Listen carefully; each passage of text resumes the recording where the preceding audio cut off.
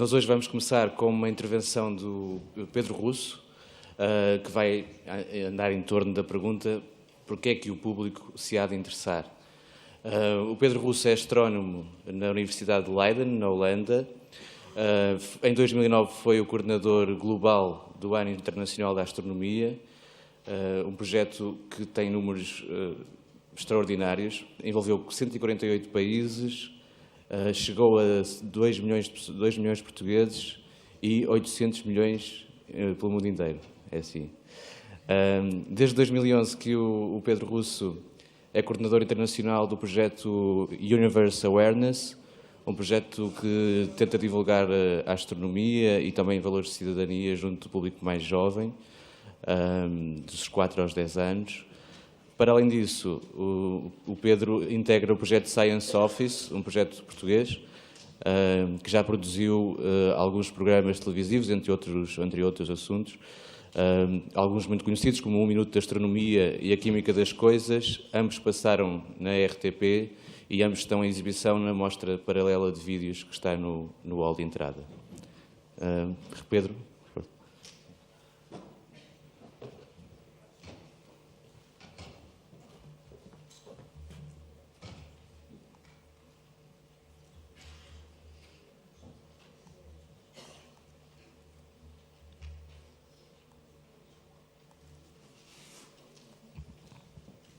Olá, bom dia a todos. Eu se calhar só ia pedir se podia apagar um pouco as luzes aqui do palco para ter mais contraste. Nós astrónomos gostamos da noite e gostamos de mostrar imagens bonitas e eu vou tentar mostrar também algumas imagens bonitas. Obrigado à organização por me ter convidado e para participar no primeiro Congresso Nacional de Comunicação de Ciência. Acho que é um evento fantástico e ontem aprendi imenso do que se faz hoje em dia em Portugal de Comunicação de Ciência. Eu saí de Portugal há cerca de 7 anos e já na altura acho que já havia muita coisa e claro que muitas das caras que eu vejo aqui na audiência hoje são caras que eu conheço e de muitos trabalhos que também vi ontem foram trabalhos que têm-se vindo a desenvolver muito nos últimos anos e acho que vem muito do fruto das pessoas, do fruto do trabalho árduo que os comunicadores e os investigadores em Portugal fazem para divulgar e para trazer a ciência ao público. Quando eu contava aos meus colegas na Universidade em Leiden que eu vinha a Lisboa dar uma palestra no Congresso Nacional de Comunicação de Ciência e lhes disse que a questão que me tinham colocado para responder é porque é que o público se há de interessar, o que eles me disseram foi: eles não gostam muito de ti, pois não? Porque realmente é uma pergunta muito ingrata, é uma pergunta difícil, é uma pergunta que não é fácil ter uma resposta. Acho que todos nós pensamos nesta questão, mas é por ser esta questão ser uma pergunta tão difícil, que é uma pergunta central e quase vital para o processo de comunicação de ciência. É claro que a maioria dos casos a resposta imediata era porque realmente nós temos que prestar contas. Os projetos que vimos ontem, os projetos que são praticamente todos os projetos de investigação em Portugal, com muitas raras exceções, são financiados por dinheiros públicos. É o dinheiro dos nossos impostos que paga e que financia essa investigação. E claro que, de certa forma, nós que trabalhamos em ciência temos que prestar contas à população, temos que mostrar onde o dinheiro é investido, temos que mostrar porque é que esse dinheiro é investido e qual é que é o retorno que existe. E muitas vezes qual é que é o retorno é que é a questão muito, muito complicada de responder. E a transparência que muitas vezes pedimos às instituições políticas, quer do governo central, quer das próprias autarquias, eu acho que também temos que perguntar, temos que fazer as perguntas e temos que pedir a mesma transparência à ciência que fazemos, porque é paga por dinheiros públicos. Essa transparência do dinheiro que é investido na ciência em Portugal tem que ser explicado aos cidadãos portugueses como é que é investida, em que projetos, porquê que são esses projetos e qual é que é o retorno científico e tecnológico dessas aplicações. Mas eu acho que uma das mais interessantes, e claro que o ministro Nuno Crato ontem também afirmou, é a questão da literacia, um bocadinho da alfabetização da população. Nós sabemos que os índices de desenvolvimento humano estão muitas vezes ligados aos níveis de literacia da própria população. E quando falamos de ciência, nós não falamos só de conhecimento, não falamos só de uma linguagem da ciência, nós falamos também da gramática, das regras que estão por trás dessa ciência, do método científico, que é uma das maiores criações filosóficas, porque não, da mente humana. Um método que realmente aprova a ciência que nós fazemos. E é explicar um bocadinho esta metodologia, esta gramática da ciência, que eu acho que é muito importante em termos de comunicação de ciência. Ou seja, não só trazermos o conhecimento da ciência, não só mostrarmos as novas descobertas científicas, mas também mostrar como é que essas descobertas científicas aconteceram. Qual é que foi o processo que levou os cientistas a fazer as perguntas, a criar as hipóteses, a obter resultados, a tirar conclusões e a criar novas perguntas. Eu acho que não chega a percebermos o que é um alimento geneticamente modificado. Eu acho que é importante percebermos também quais é que são as implicações que esse alimento geneticamente modificado tem na nossa vida, nas nossas escolhas, que sejam presentes ou futuras. Eu acho que esta necessidade de compreensão é quase tão grande como a necessidade só da informação da comunicação de ciência. O mesmo se passa com a clonagem humana, porque não? O que é que vai acontecer? Quais é que são os processos? Porque é que queremos continuar a investigar questões de clonagem? A energia nuclear é um tema sempre muito complicado de compreensão, porque é sempre o nível de ruído que existe sobre a energia nuclear é sempre muito grande e muitas tentativas têm sido feitas em Portugal até de mudar um pouco a imagem da energia nuclear. Mas é realmente uma das áreas de comunicação de ciência ou de comunicação de tecnologia mais complicadas.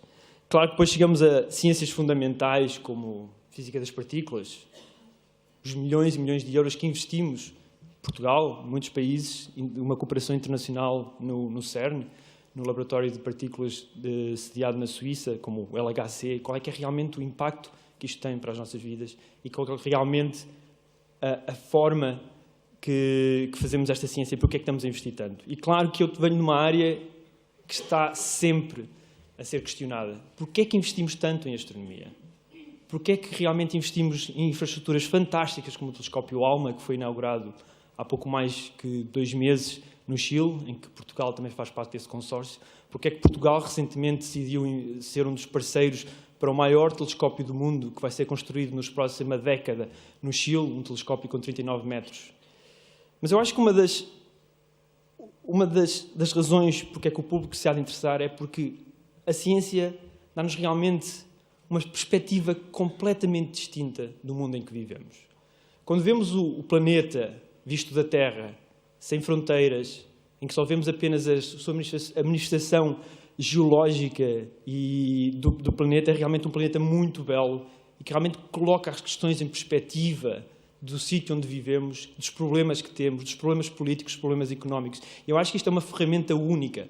Eu não sou o único a dizer. Vários estudos, quer na Europa, quer nos Estados Unidos, quando falam da importância da ciência para o público, falam desta questão de percebermos melhor o universo onde vivemos, o universo próximo, mas também o universo distante. E como podem entender, como astrónomo, isto toca-me muito. É uma área que me toca realmente muito e me fascina. Mas eu acho que é uma das maiores construções do conhecimento humano, é realmente esta visão que temos do nosso universo. E essa visão mudou muito. Vou mostrar aqui um bocadinho da última ciência que se tem feito em Portugal. Temos astrónomos portugueses de topo que têm vindo a trabalhar nesta área, que é a área dos planetas extrasolares. Nós, neste momento, conhecemos quase 900 planetas em torno de estrelas que não são o Sol. Muitos destes planetas começamos a conseguir observar planetas mais pequenos, com o avanço dos telescópios, com o avanço das técnicas, das metodologias que usamos, começamos a descobrir planetas que são parecidos com o planeta Terra. Nós queremos que existem quase mais de 50% das estrelas do universo têm planetas em torno destas estrelas. O astrónomo Carl Sagan, que ontem também a nossa colega espanhola referenciou como um dos grandes divulgadores de ciência, um astrónomo divulgador de ciência, fazia-nos uma comparação fantástica. Dizia-nos que existem tantas estrelas no universo como grãos de areia nas praias de todo o mundo.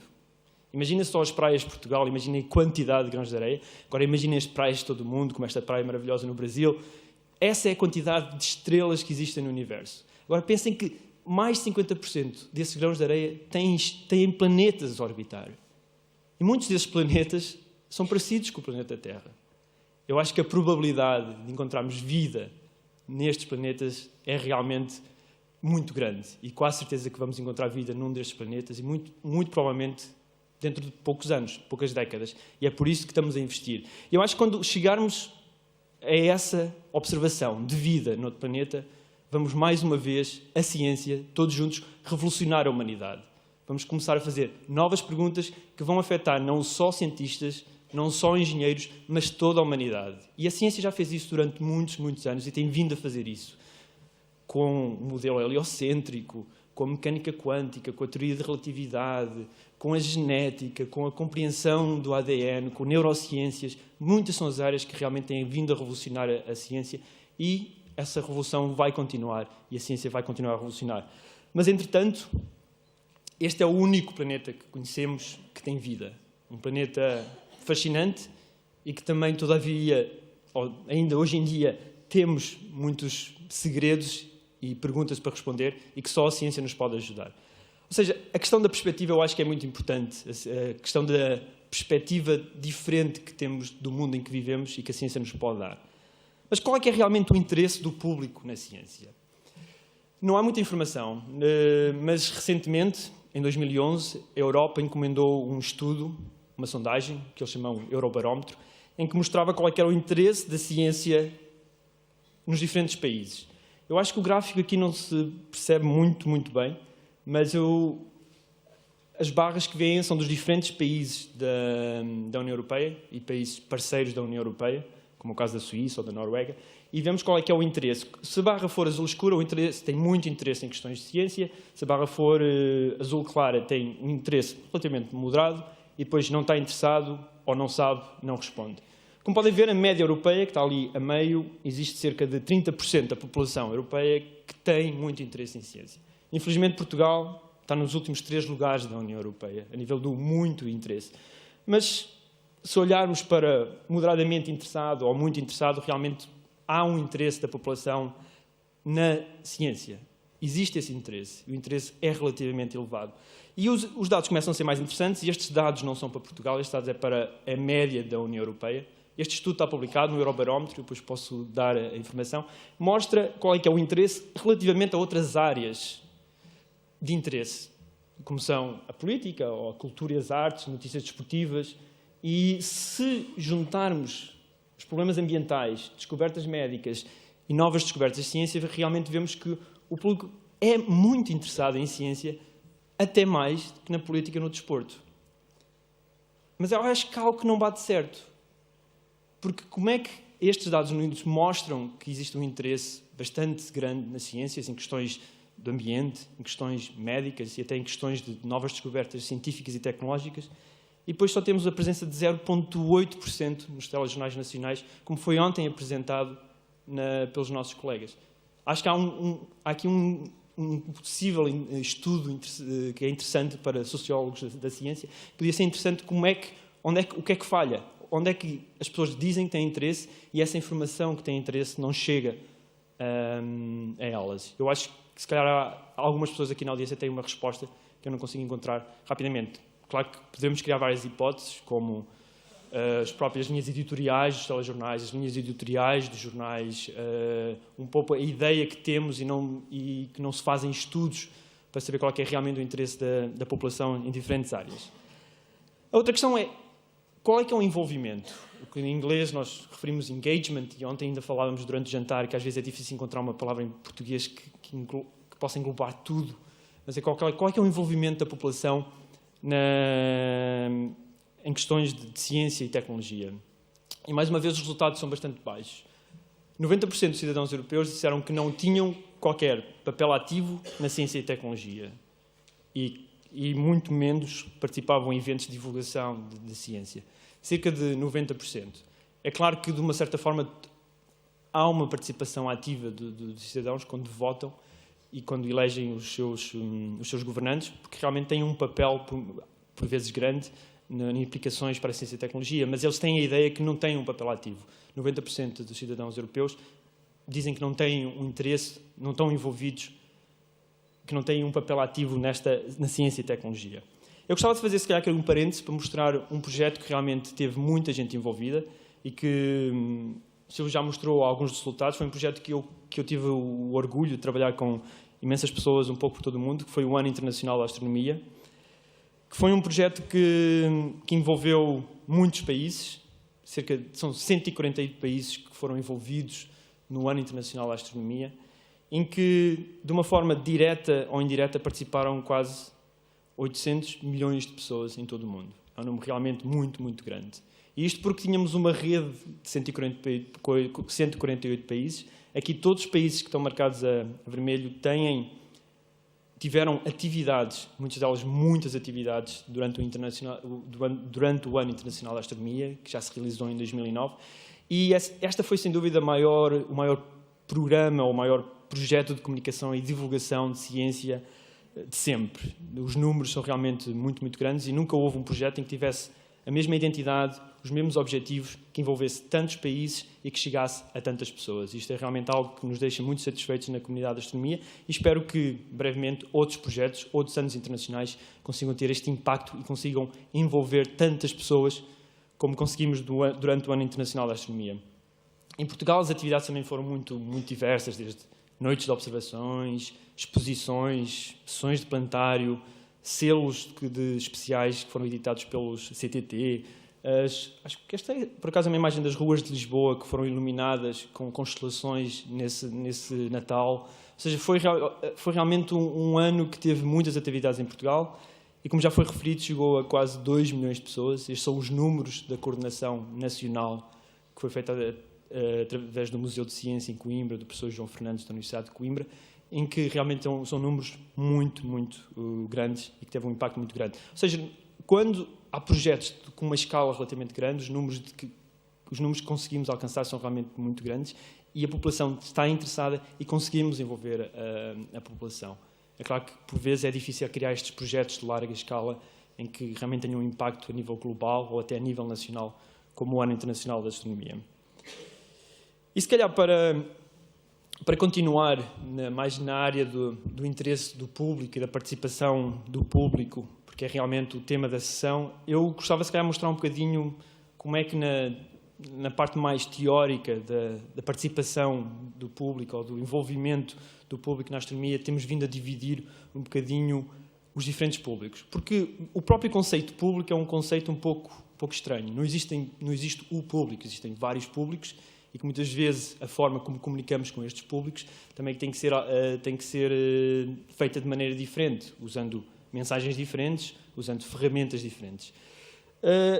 O nível número 1, podemos dizer, é quase uma participação passiva. Um pouco o que está a acontecer aqui.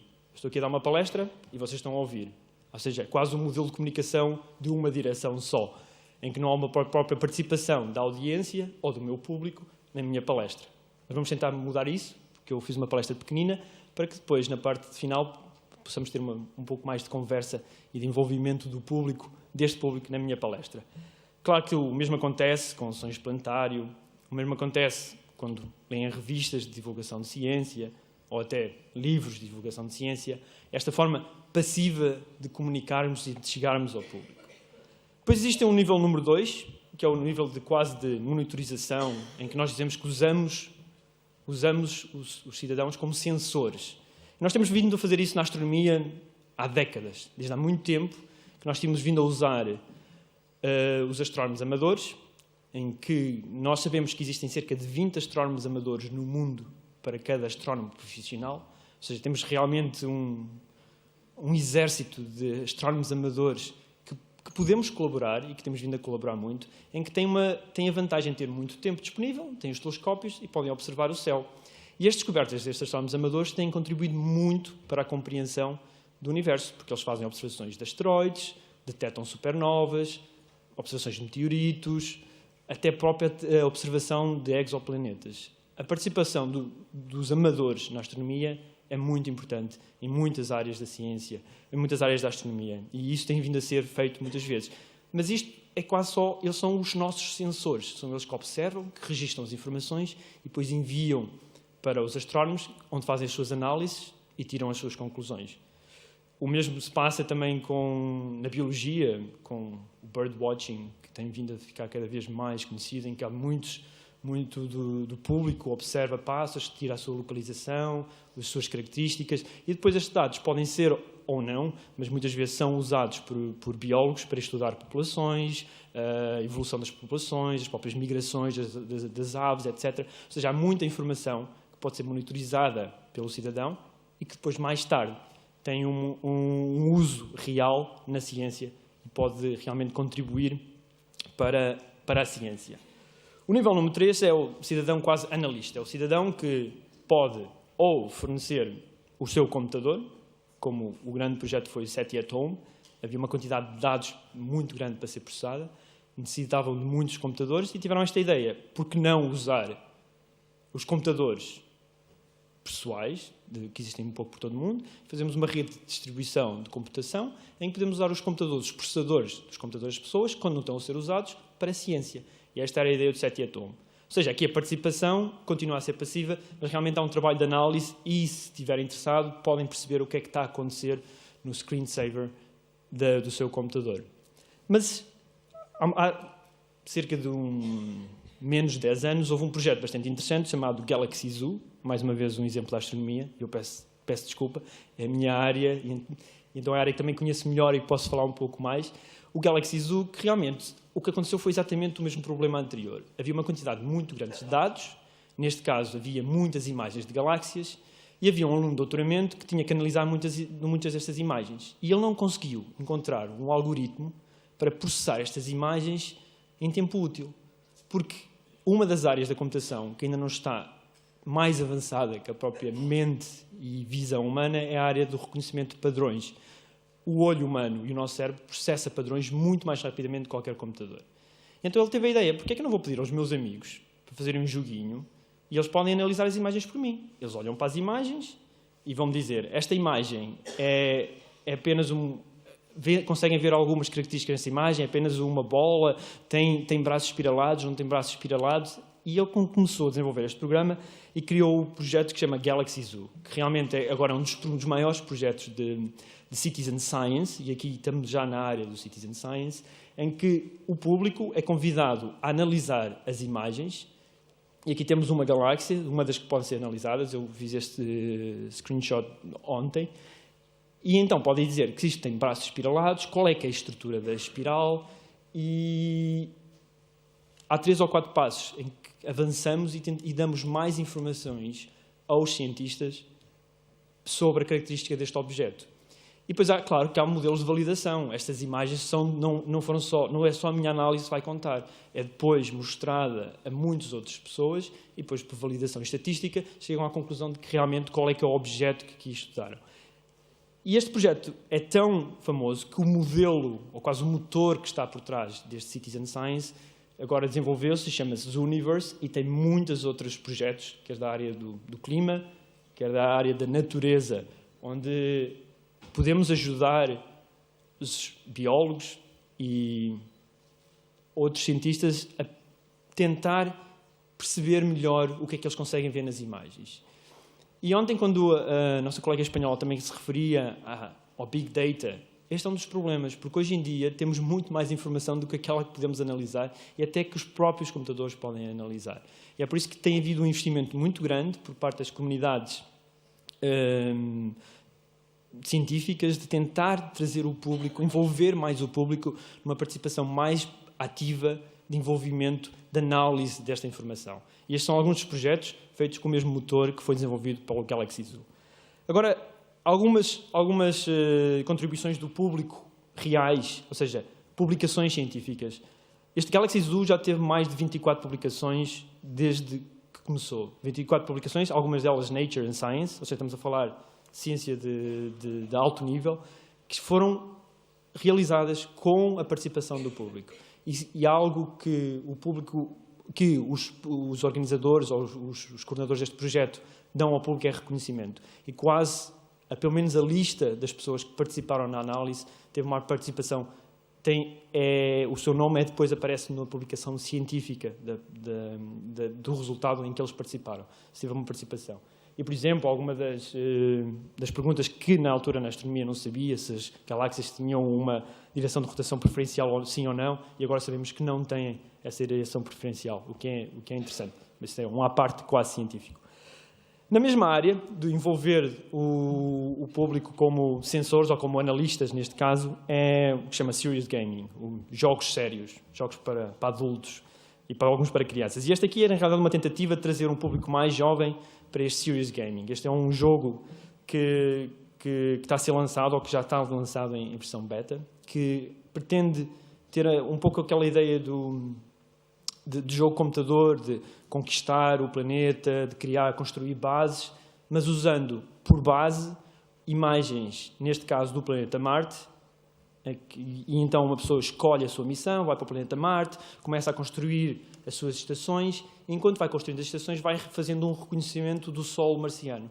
Nós temos uma quantidade imensa de fotografias de alta definição, com resolução de centenas de metros muitas vezes, e quando temos os rovers até de centímetros e milímetros do solo marciano, e então pedimos ao público, com um jogo, ou seja, há sempre aqui uma vertente de jogo, de ir para um novo nível, de receber pontos, subir de ranking da missão, etc., para identificar algumas dessas características do solo. Se há uma rocha, se podemos ter uma mina ali para tirar algum tipo de mineral, se é uma cratera, etc. Se era um antigo rio, sim ou não. Ou seja, há aqui uma ideia de usar um pouco o jogador para depois obtermos dados científicos. O que é interessante é que o jogo em si pode ser depois sobreposto sobre qualquer tipo de base de dados. E aqui temos a base de dados que eles usaram quando foi o tsunami no Japão. Rapidamente a equipa conseguiu ter fotografias de satélite da área que foi afetada, e depois os jogadores podiam identificar estradas destruídas, edifícios que foram destruídos, e ajudavam esta informação e para as equipas de socorro no terreno para tentar perceber quais eram as áreas de prioridade de intervenção. Ou seja, aqui uma forma interessante de usar o jogo, de usar uma grande quantidade do público para depois ajudar uma causa social, mas usando imagens científicas de satélite. Aqui vemos mais algumas das vertentes do jogo, e aqui realmente eles identificaram ali uma ponte que foi destruída durante o tsunami no Japão. Mas eu acho que ainda há outro nível de participação, que é uma participação cada vez mais ativa e que tem-se vindo a desenvolver cada vez mais, em que convidamos o público a participar ativamente no processo de investigação. Eu acho que o Ciência Viva ainda tem o programa de ocupação científica jovem nas férias, e era uma tentativa bem-sucedida de tentar trazer os jovens, neste caso, para o laboratório, para ter uma participação mais ativa no processo da ciência. Mas essa participação ativa de vir para o laboratório, trabalhar com os cientistas, tem vindo a crescer muito. A quantidade de laboratórios, que se chamam laboratórios de comunidade, que se têm vindo a criar nos Estados Unidos, tem sido inacreditável. Até no país onde eu estou a viver agora, na Holanda, quase todas as grandes cidades têm algo que se chama laboratório de comunidade, em que há um ou outro cientista profissional, mas é realmente a população que vem para o laboratório, desenvolve experiências, muitas vezes de topo, quase de genética, de biologia molecular, de ambiente, de física, e desenvolvem questões muitas vezes próximas das questões dos cientistas. Os cientistas ajudam um pouco, mas é realmente o público que está a participar e está a fazer as experiências e está a ajudar o astrónomo. Aqui temos algumas dos muitos laboratórios, estas fotografias até são da Holanda, esses laboratórios públicos, de participação pública, espaços abertos, em que quase semanalmente, se não muitas vezes diariamente, o público é convidado a participar de uma forma ativa na ciência. Também na minha universidade temos vindo a desenvolver nós também desenvolvemos kits de participação ativa. Este é um kit sobre bactérias, em que o público é convidado a fazer experiências com bactérias e perceber melhor como é que funcionam. E isto tem realmente algumas implicações, porque depois há a parte dos antibióticos, como é que funcionam os antibióticos, etc.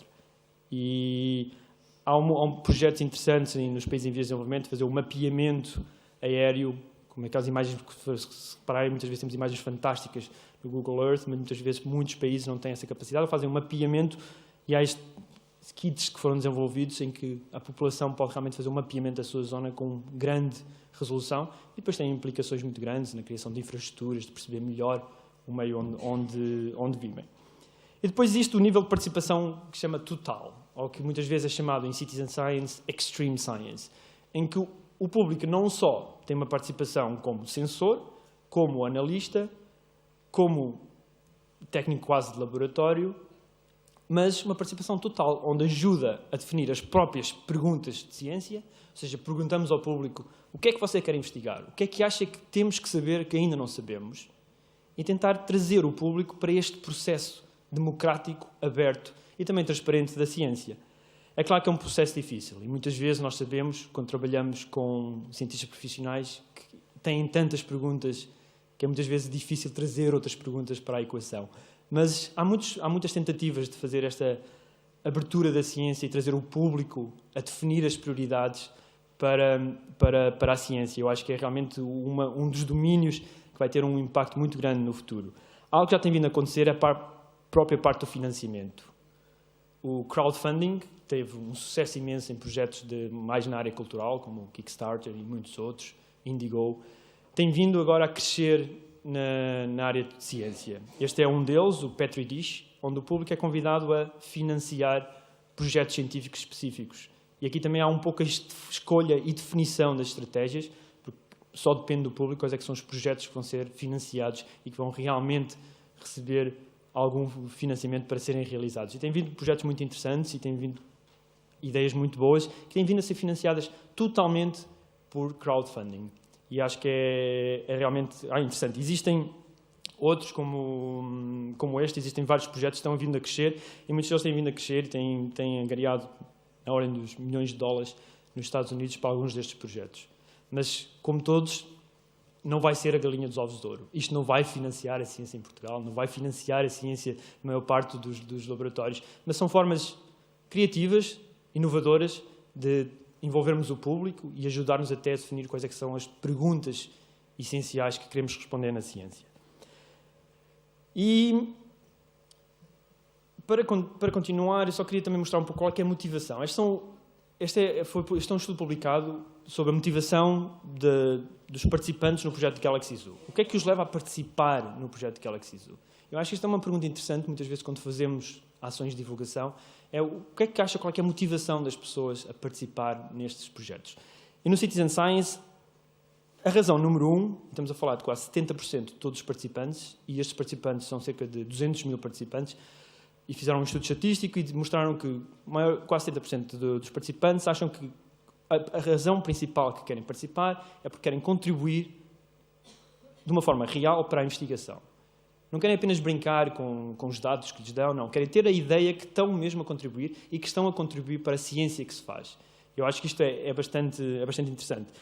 E depois, claro, que há uma pouca necessidade de saber mais sobre ciência, tem uma curiosidade de saber um pouco mais. E também, no caso do Galaxy Zoo, de ver coisas que nunca ninguém viu. Porque eles sabem que muitas daquelas galáxias nunca foram vistas por mais ninguém, porque foram obtidas por imagens digitais e que nenhum astrónomo viu. E é por isso que precisam da ajuda deles. E muitas vezes descobriram galáxias muito interessantes e objetos muito interessantes que não conhecíamos na astronomia. E esta ideia de querer ser o primeiro é algo muito próximo da ideia da ciência da exploração, de sabermos mais, de ver pela primeira vez. Então esta é uma das motivações que leva o cidadão comum a participar em projetos de Citizen Science. E claro que eu acho que tem que ser pensado um pouco quando desenhamos o projeto Citizen Science. Uma das maiores dificuldades neste momento nos projetos Citizen Science é como é que podemos envolver o cidadão a fazer um trabalho de análise e ao mesmo tempo dar-lhe alguma informação que ele possa aprender um pouco mais. E ainda não chegámos lá. Há muita participação de usar o público como sensores, usar o público como analistas, mas estamos a falhar em trazer informação de novo para eles perceberem mais sobre como fazemos ciência e como estamos a analisar essas imagens. E quase para terminar, eu gostava de falar um pouco sobre a parte do investimento em comunicação de ciência. Não é propriamente sobre os públicos, é se calhar um dos temas que vai ser discutidos na parte da tarde, mas é interessante que o que eu tenho vindo a acompanhar é que cada vez mais, e não só de governantes como na República Popular da China, mas também em Portugal e dos próprios líderes nos nossos centros de ciência, os nossos líderes científicos, têm vindo a mostrar cada vez mais e dizer que a divulgação, a educação, é muito importante e tem que ir a par e par com a investigação científica. E isto é realmente algo que ouvimos regularmente por ministros um pouco por toda a Europa, ministros um pouco por todo o mundo, líderes de grandes projetos de investigação, como SKA e muitos outros, e que dizem que a importância da educação, da divulgação, da comunicação é essencial e temos que investir nesta área.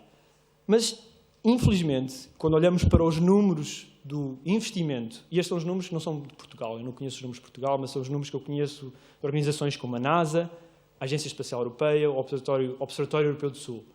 Menos de 2% do orçamento anual destas organizações é gasto em ações de divulgação e educação. Ou seja, realmente, claro que podemos dizer que as infraestruturas são muito mais caras, mas acho que não podemos ter a coragem de dizer que temos que vir mais para o público e depois investimos tão pouco na comunicação, na educação e na divulgação de ciência. Muitos dos meus colegas profissionais de comunicação dizem que cerca de 5, 6, 7% de um orçamento de um projeto de ciência, um projeto de infraestruturas, já é suficiente para fazer muita coisa. Mas eu gostava de chegar mais longe, gostava de chegar aos 10, aos 15, aos 20% de um orçamento de investigação para ser usado realmente em educação e divulgação. E mais uma vez a questão é, onde é que está a diferença? Porquê é que dizemos uma coisa, porquê é que os nossos líderes dizem uma coisa e depois quando chegamos à realidade, a realidade é outra? Onde é que está a falhar esta comunicação? Eu acho que esta é uma questão interessante, é uma questão do financiamento da divulgação de ciência, que não é só uma questão importante para Portugal, mas também é uma questão para a Europa e para todo o mundo. Então eu gostava se calhar de deixar um pouco os últimos minutos que eu tenho para falarmos um pouco mais, mas eu continuo a achar que este interface entre ciência e sociedade é dos interfaces mais interessantes da ciência e é se calhar um dos domínios da ciência onde temos que fazer um pouco mais de trabalho.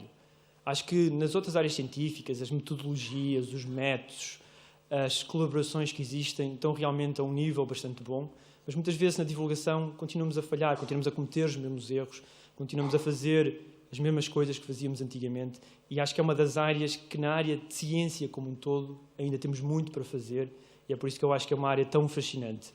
É um pouco como estamos numa cidade que não conhecemos e nos estamos sempre a perder nas mesmas ruas e estamos sempre a descobrir porque não conhecemos o mapa que nos vai fazer chegar a ciência à sociedade. E eu acho que é a criação deste mapa que temos vindo a desenvolver e que temos vindo a crescer.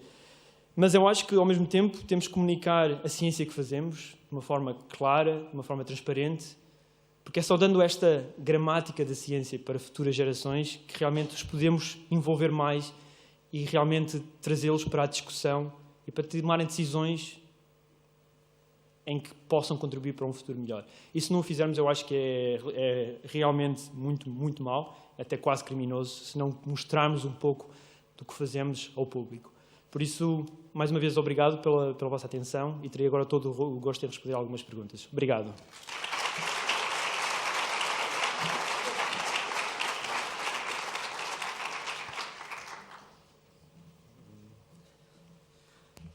Bem, temos cerca de 20 minutos para perguntas, portanto, sem dizer mais nada, vamos passar a essa fase. Então, obrigado ao Pedro pela sua apresentação.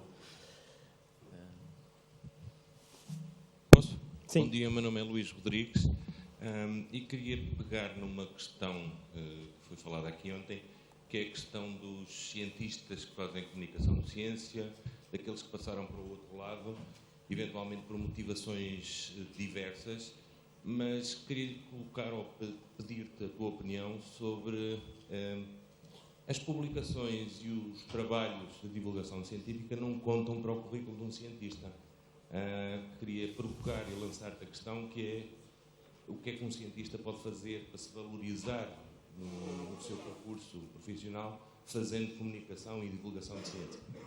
Essa não sei se me fiz entender. Sim, bastante. Sim, essa é uma questão que ontem surgiu muitas vezes, é uma questão muito importante e que na astronomia é um problema, como todas as outras ciências, eu acho. E estamos tentando vir resolver. Uma das coisas que estamos a fazer neste momento, nós criámos um grupo de trabalho dentro da União Astronómica Internacional, como se fosse a Sociedade Internacional para a Astronomia, em que realmente estamos a tentar perceber como é que podemos avaliar o impacto de um astrónomo profissional na área da divulgação e educação e que possa depois, de certa forma, também ajudar na sua carreira científica. Porque esse é um dos grandes problemas. Sabemos que o Filipe disse ontem, se calhar não era um grande problema em Portugal, mas sabemos que é um problema em muitos outros países, em que o trabalho de divulgação de ciência não conta para a própria progressão da carreira e até de bolsas, de ganhar bolsas. Eu acho que o que tem que mudar é, primeiro, que se calhar o cientista profissional, ou o cientista que faz divulgação, poderia tentar publicar mais os resultados dessa divulgação. E depois, de certa forma, tentar mostrar que essa publicação, existem revistas internacionais de comunicação de ciência, e que essas revistas possam ter um impacto na sua carreira e contem também como número de publicações nos seus currículos. Eu acho que esse podia ser o passo imediato, mas é muitas vezes difícil já pedir ao cientista tempo para dedicar para a divulgação e, ao mesmo tempo, pedir-lhe 3 vezes mais tempo para escrever uma publicação que esteja ao nível aceitável de publicar numa revista internacional.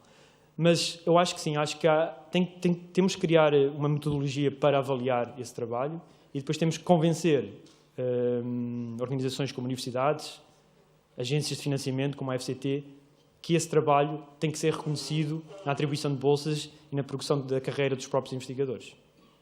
Mas se tiver algumas ideias, terei todo o gosto em falar durante o café. Eu gostaria de felicitar o Pedro. O meu nome é Carla Gomes, do Observatório do Mar dos Açores. Eu trabalho na comunicação de ciência com o oceano e era mais um comentário porque foi incrível apresentar a parte das motivações na sua apresentação. Já trabalhei com todos os públicos-alvo, desde bebés até, enfim, tudo o que possam imaginar relativamente ao oceano. E nesta altura acho que realmente aquele gap que identificou entre o interesse das pessoas e depois a participação, acho que se prende realmente muito com a motivação. A minha formação de base é Biologia Marinha e vejo neste momento entrar por programação neurolinguística, por áreas como o coaching, para integrar novos métodos e novas metodologias de comunicação de ciência. E acho que queria só enfatizar a importância da motivação. Obrigado. Acho que há perguntas lá ao fundo e havia 2 outras perguntas deste lado. Pedro Moradas Ferreira, da Universidade do Porto. Só um comentário. Começa a ser reconhecido o trabalho de disseminação da ciência a nível académico. Hoje, nos concursos, isso entra como parâmetro. Infelizmente, muito baixo, mas começa a haver essa iniciativa. Mas a minha pergunta tem a ver com outra questão. Falou em envolver mais o público. Como é que mede o envolvimento do público? Que fatores é que são mesuráveis para dizer que há mais envolvimento ou menos envolvimento? Essa é uma questão importante e muitas vezes é esquecida. Um pouco atrás, só a questão da divulgação e da educação em projetos científicos. Eu sei que quase todos os projetos, até em Portugal e geralmente na Europa, há sempre a necessidade de escrever a parte de outreach, education, public outreach. Mas eu tenho visto muitas e a maior parte delas vou dar algumas palestras. E chega, porque é isso que eles querem ler. Eles querem ver, vou dar algumas palestras, segue, tem um plano.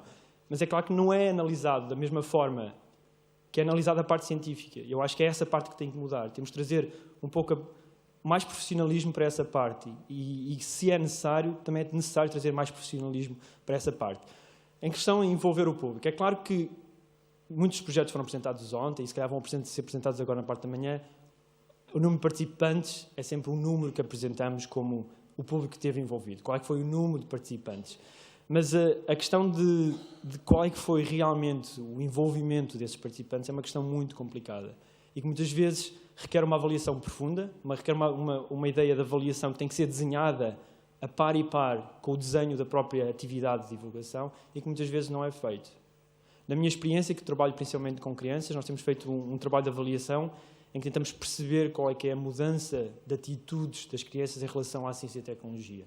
E aí já entramos noutro nível de mudança de atitudes, já começam a fazer perguntas, já tentam criar hipóteses, já tentam encontrar as respostas noutro género, e aí já há um envolvimento profundo da criança no projeto em si, ou na atividade em si que estamos a divulgar. Mas é realmente uma pergunta muito pertinente e muito difícil, e eu acho que depende muito das atividades que estamos a fazer. Uma atividade com crianças é completamente uma atividade de citizen science digital no computador. Mas tem que ser pensada, eu acho que sim. E essa é uma questão muito, muito importante. Aqui. Desculpa, não vi o microfone. Olá, bom dia. Bom dia. Hoje não vou esquecer de dizer o meu nome. Sou Diana Barbosa e queria felicitar-te pela palestra. Acho que foi excelente e ressaltar um detalhe que mencionaste e que eu creio ser muito importante para quem faz comunicação e às vezes para chegar melhor ao público ou aos públicos, que é a questão da metodologia científica. Porque não faz muito sentido pretendermos que as pessoas saibam de tudo ou que adquiram conhecimentos, nem é preciso que adquiram conhecimentos de tudo que é ciência, mas se perceberem a forma como o processo científico decorre, não é? Conseguirão estar mais alerta para o que é ou não é ciência e o que é uma afirmação que faz algum sentido com outras que não fazem sentido nenhum. E penso que isso concordo que é uma parte fundamental da comunicação científica, que se perceba que nem tudo o que é dito, nem tudo o que é escrito, nem tudo o que é válido e que quando um cientista ou quando alguma instituição faz uma divulgação, do que seja, que há um trabalho por trás que levou a essas conclusões, que não sai assim do ar e da imaginação de alguém. Não sei se queres elaborar um bocadinho mais esse tema. Claro que posso, e obrigado pelo comentário. É uma área que se tem vindo a falar muito no domínio mais teórico da divulgação de ciência, ou da comunicação de ciência, que é o upstream communication. Ou seja, trazer a comunicação mais para a fonte, mostrar um pouco o método e a forma de trabalhar do cientista muito mais que só as descobertas. Especialmente estamos muito a falar da parte da descoberta científica o tempo todo, quando há uma descoberta, há um comunicado de imprensa, etc. Mas tentar mostrar a história por trás dessa descoberta, mostrar qual é que foi o trabalho realizado, como é que chegámos à pergunta e depois às conclusões. E esse método científico é realmente é algo que tem que ser ensinado, porque não é só, é uma forma de pensar, mais do que só de ciência. Eu acho que isso tem uma validade muito grande, não só para a ciência, mas para outras questões. A forma como pensamos, como criamos hipóteses, como tiramos as conclusões. E eu acho que temos que fazer um bocadinho mais esse upstream, ir mais à fonte da comunicação de ciência. É algo que tem sido havido discutir, mas a forma de o fazer também é difícil. Mas tem que ser feita, sem sombra de dúvida. Tenho aqui mais uma questão. Eu não estou vendo a questão do microfone. Ok. Pedro Pomo, da Universidade de Aveiro e da Fábrica de Ciência Viva. Em relação ao nível de envolvimento de públicos, eu gostei muito da palestra, os meus parabéns, e acho que realmente temos de trabalhar na direção de várias coisas que foram ditas, naquela componente do público ser envolvido ao alto nível, digamos assim, e ajudar os cientistas e eventualmente colocar questões. A minha questão era se isso não será mais do que difícil, se não será ir já longe demais, no sentido de que nós sabemos que muitas vezes o que é difícil é colocar as questões certas.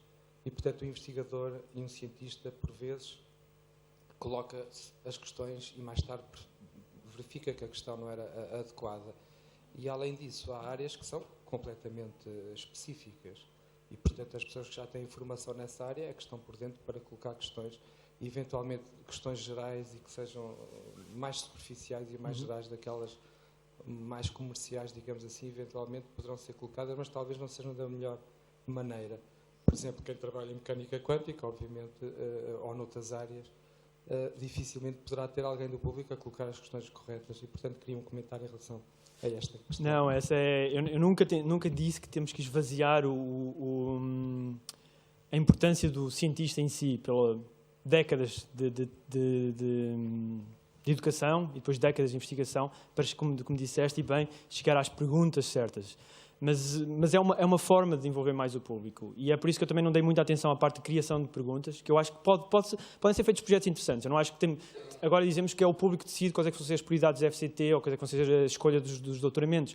Claro que isso não pode acontecer. Mas podem ser feitos projetos interessantes em tentar ver qual é que é realmente o interesse do público em algumas questões. Tentarmos abrir um bocadinho mais a nossa forma de pensar, a nossa forma de colocar perguntas para o público e tentar ver qual é que é o envolvimento deles. Mas é por isso que eu tentei mostrar mais que na parte de financiamento já há muitos projetos nessa área. E, de certa forma, o que eles estão a fazer quando estão a financiar, estão a dar uma certa mais importância ao projeto que financiam que a outro projeto. Ou seja, essa forma já está a acontecer. Mas é claro que isso tem que ser contido num modelo muito maior de financiamento e de prioridades e de estratégia da ciência, não só em Portugal, na Europa, mas claro que nos outros países. Boa tarde. Bom dia. Meu nome é Alexandra Sapinto. Bom dia. Antes de mais, muitos parabéns pela apresentação.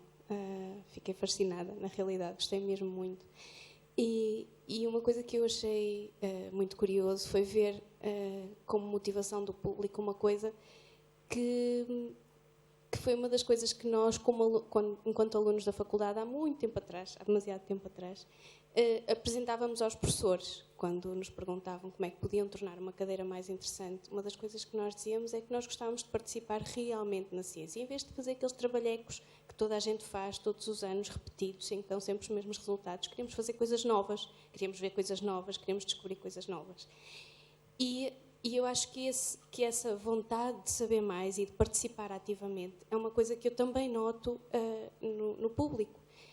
Eu trabalho com crianças da escola primária e, mesmo a esse nível, as crianças querem fazer coisas diferentes, não querem fazer coisas que já estão mais do que feitas, elas querem fazer coisas novas.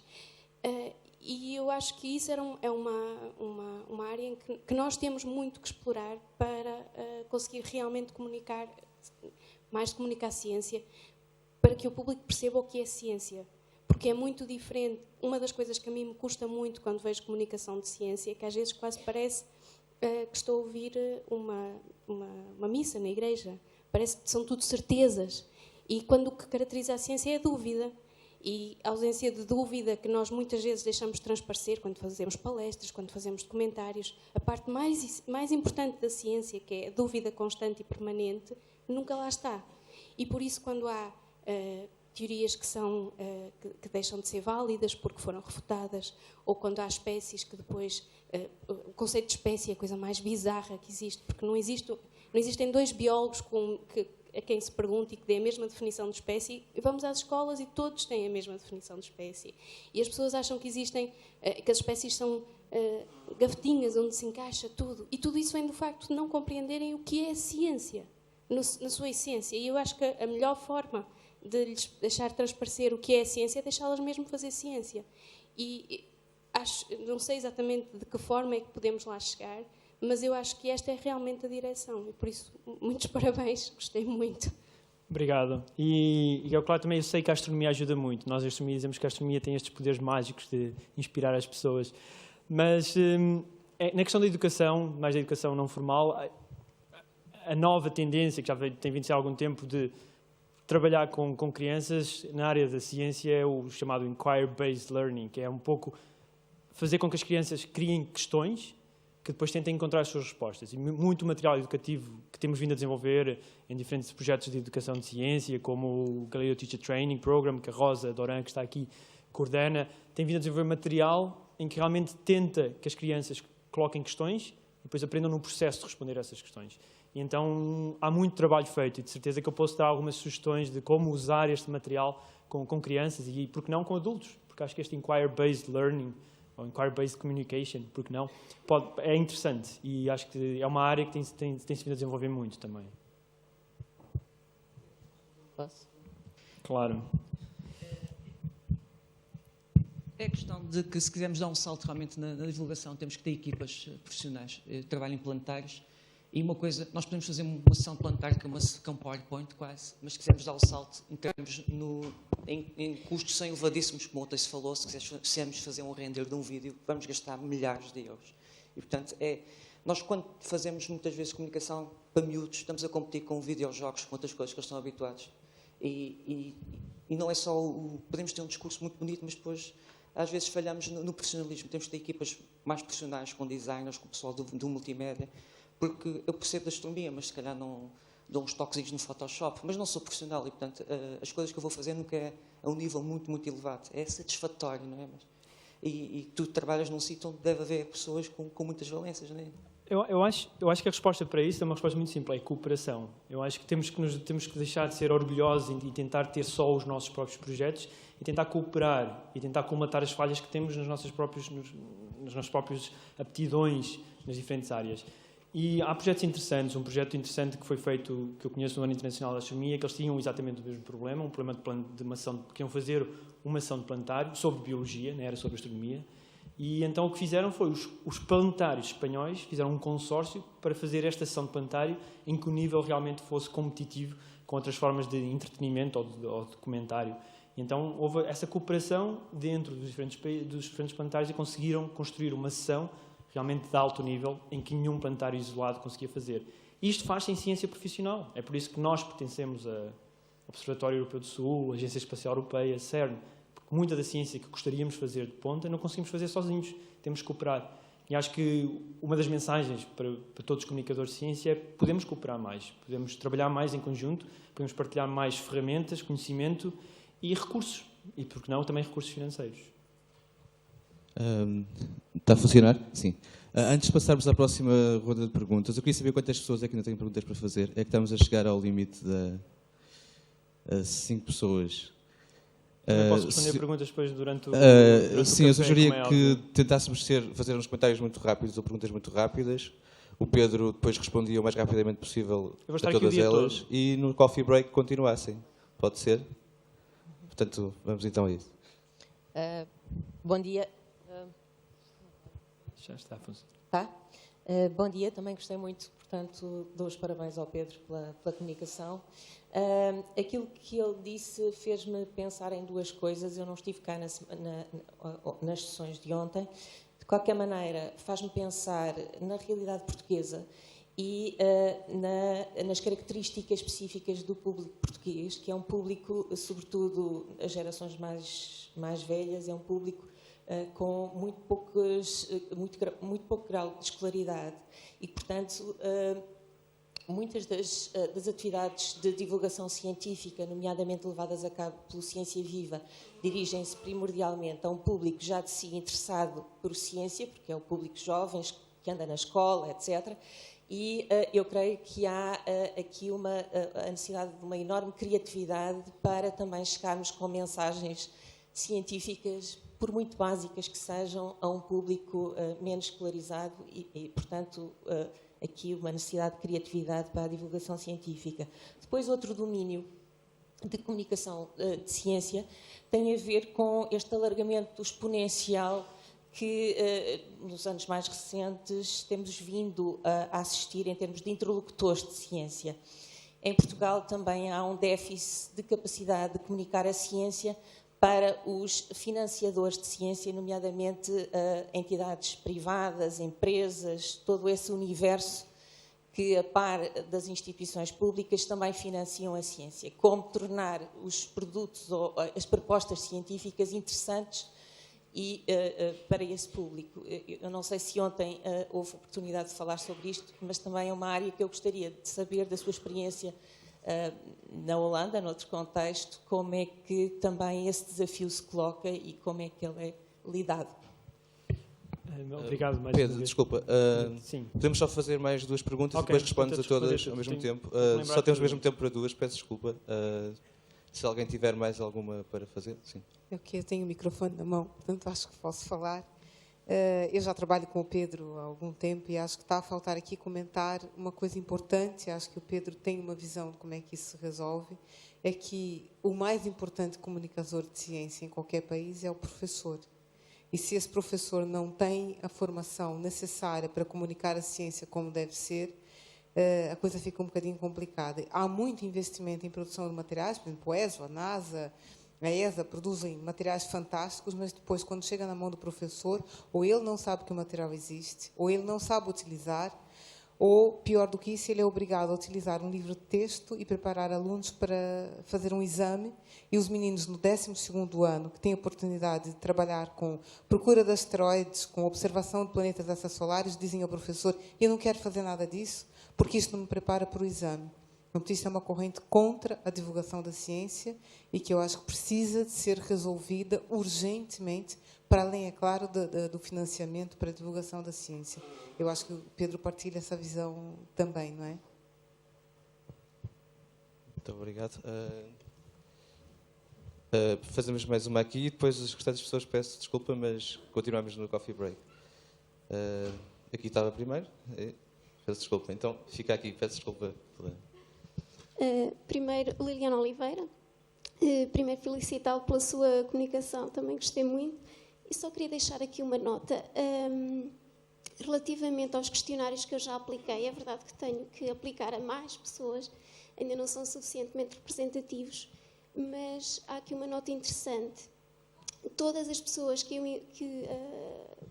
eu fiz, coloquei as questões do questionário, não é? Me disseram que não se sentiam suficientemente envolvidos na ciência, gostariam de se sentir mais envolvidos, e as 3 razões porque não se sentem, normalmente não participam, têm a ver com a falta de conhecimentos que sentem, não têm conhecimentos suficientes para poder entender a ciência e participar, não conhecem o processo científico devidamente para se sentirem à vontade para participar e sentem algumas dificuldades de comunicação com os cientistas. Portanto, era só para acrescentar esta nota, porque acho que é relevante. Não sei se é muito demasiada coisa para responder, mas... Não, eu tomei algumas notas, acho que vou tentar tocar um pouco em todas. Mas é sem dúvida um ponto interessante, algo que a informação que eu tinha do Eurobarómetro não tinha, mas é interessante que, pelo menos os primeiros dados estão de acordo com o resto do estudo, mas é interessante perceber porque é que as pessoas não participam. Eu acho que esse distanciamento que existe, muitas vezes quase virtual, não é real, entre o cientista e o público é bastante grande. O público geralmente olha para o cientista um bocadinho como um objeto estranho, ou como um ser estranho. Acho que podia haver uma maior aproximação dos mesmos, isso é um trabalho, se calhar, interessante de divulgação. Mas era interessante saber um bocadinho mais e tentar perceber quais é que são as dificuldades para as pessoas não se envolverem mais. É claro também, um pouco respondendo à Rosa, eu acho que é uma palestra, é uma conferência de comunicação de ciência e muitas vezes pomos de lado toda a parte da educação, mesmo da educação não formal, em que tem muitas coisas em comum com a comunicação de ciência, e muitos dos lugares onde fazemos comunicação de ciência são os lugares onde fazemos educação não formal das ciências. Eu acho que o papel do professor é realmente muito importante. Ele tem um papel multiplicador e que bastante grande.